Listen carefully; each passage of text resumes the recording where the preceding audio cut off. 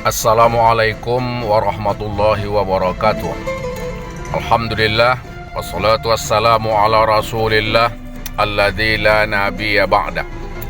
Saudara-saudara generasi milenial, mahasiswa milenial, kembali kita bertemu di episode yang ke-47 Dakwah Islam Transitif. Kali ini kita akan membahas secara epistemologis ilmu yang ketiga sebagai pendukung Islam transitif adalah ilmu filsafat. Sebagaimana kita ketahui bahwa filsafat ini adalah sebuah seni berpikir secara sistematis, secara mendalam, terorganisir, kritis, sampai ke akar-akarnya, dalam rangka untuk mencari kebahagiaan, mencari kebijaksanaan, bahkan juga mencari kebenaran cinta, dalam rangka mencari hakikat kebenaran yang sejati dalam konteks kehidupan, baik personal maupun bermasyarakat, berbangsa, dan bernegara. Filsafat adalah juga disebut sesuatu ataupun sesuatu yang berkenaan dengan hakikat cinta dan kebenaran. Oleh karena itu, orang yang berfilsafat biasanya adalah orang-orang yang arif dalam memilah demi untuk sebuah kebenaran yang sejati. Orang-orang yang berfilsafat adalah orang-orang yang mencintai, menghargai, mengapresiasi akan realitas sebuah kebenaran atas nama cinta, karena dia tahu bahwa cinta itu adalah senyawa alam yang tidak bisa dilepaskan dari rangkaian relasi kehidupan umat manusia. Nah, saudara-saudara, dalam perkembangan keilmuan kita melihat bahwa filsafat hari ini seakan-akan mati. Banyak mahasiswa seakan-akan tidak berani untuk berfilsafat. Kita tidak tahu, barangkali mungkin karena filsafat itu dianggap hanya terkait dan sebatas wacana pemikiran, ataukah mungkin juga anak-anak muda berasumsi bahwa berfilsafat itu adalah pekerjaan orang-orang yang sudah tua, orang-orang senior. Jadi mereka mungkin takut untuk menjadi tua atau takut untuk dikatakan tua. Tentu saja persepsi ini sangat salah, sebab filsafat itu tidak mengenal usia. Filsafat itu berlaku secara universal, khususnya bagi mereka-mereka yang ingin mencari kebenaran, hakikat cinta yang sejati, baik dalam konteks horizontal maupun dalam konteks vertikal. Nah, saudara-saudara, dalam konteks ini, dalam Islam transitif, saya ingin jelaskan sekali lagi bahwa ilmu pendukung ketiga dalam kajian Islam transitif adalah ilmu filsafat, yang dalam hal ini saya sebut dengan filsafat milenial. Tentu saja filsafat milenial ini mempunyai ciri-ciri yang tersendiri dan agak sedikit berbeda dengan filsafat pada umumnya. Nah, salah satu ciri besar daripada filsafat milenial yang kita gagas ini adalah tentu terkait dengan era kekinian, yaitu berbasis pada model pemikiran digitalisentris dengan menggunakan teori keseimbangan, equilibrium theory. Nah, saya menggunakan teori keseimbangan. Tentu saja baik dalam menjalankan tirakat-tirakat filsafati maupun dalam melahirkan anak turunannya berupa hasil-hasil produksi yang berkeseimbangan. Artinya bahwa filsafat milenial yang kita gagas yaitu tidak hanya terfokus kepada olah fikir, tetapi juga olah fikir tersebut harus berujung dalam rangka melahirkan produktivitas, melahirkan benda-benda, melahirkan dengan berbagai cabang keilmuan lainnya. Tentu saja dalam rangka untuk menemukan sesuatu, memproduksi sesuatu demi melanjutkan kemudahan kehidupan peradaban umat manusia. Saudara-saudara, filsafat juga disebut sebagai the mother of sciences, ibunya segala ilmu pengetahuan. Tentu saja menjadi salah satu ilmu yang sangat penting dalam Islam transitif, karena gerakan total produksi yang digagas oleh Islam transitif hanya akan didapat dengan ataupun melalui riyadah filsafati dalam bentuk kolaborasi maksimalitas akal gerak insaniyah dan akal gerak ilahiyah.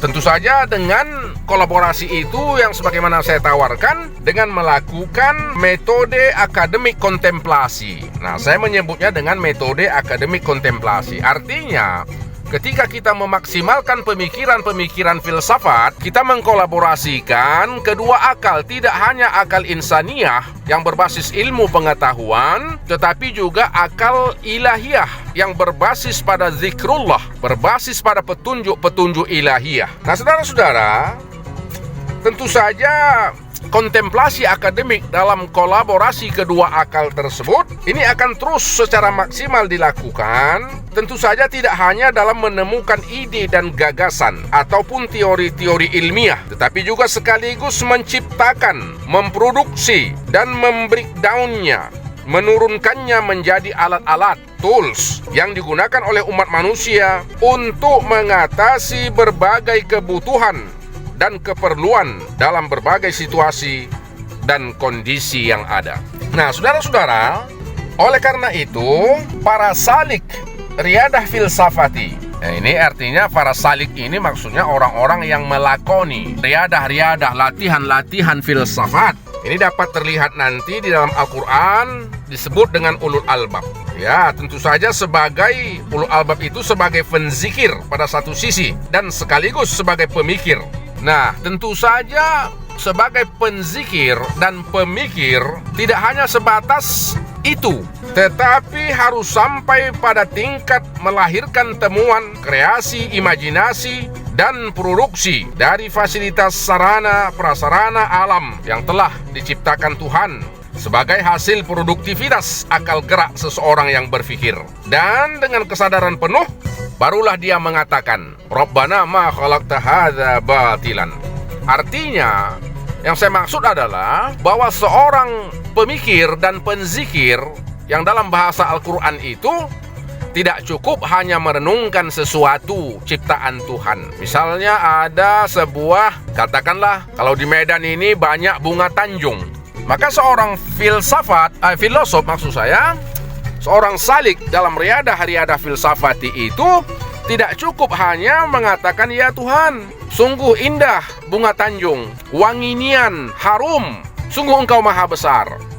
Itu betul dapat diterima, boleh. Tetapi dalam konteks Islam transitif, salik-salik filsafati itu artinya orang-orang yang berfilsafat itu tidak cukup hanya itu, tetapi sesuai dengan makam akademik mereka bisa menciptakan temuan-temuan, turunan-turunan dari bunga tanjung. Apakah dalam bentuk parfum, apakah dalam bentuk kosmetik, dan juga mungkin dalam bentuk perobatan dan lain sebagainya. Nah, ketika dia sudah mampu menciptakan turunan-turunan dari bunga tanjung tersebut, tentu saja dari segala bentuk, segala macam benda yang diciptakan oleh Allah di muka bumi ini menjadi benda yang dapat dipergunakan oleh umat manusia dan bermanfaat bagi kehidupan umat manusia.